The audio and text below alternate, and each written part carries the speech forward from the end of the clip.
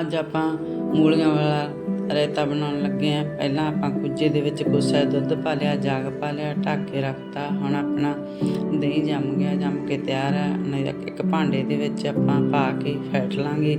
ਫੈਂਟ ਕੇ ਹੁਣ ਆਪਾਂ ਵਿੱਚ ਮੂਲੀਆਂ ਉਬਲੀਆਂ ਪਾ ਕੇ ਤੇ ਵਿੱਚ ਆਪਾਂ ਥੋੜ੍ਹਾ ਜਿਹਾ ਹਿਲਾ ਲਾਂਗੇ। ਫਿਰ ਥੋੜ੍ਹਾ ਦੁੱਧ ਪਾ ਲਾਂਗੇ ਗਾੜਾ ਹੋਣ ਕਰਕੇ। ਹੁਣ ਵਿੱਚ ਆਪਾਂ ਕਾਲੀਆਂ ਮਿਰਚਾਂ ਵਾਲਾ ਨਮਕ ਪਾ ਕੇ ਫਿਰ ਹਿਲਾ ਲਾਂਗੇ।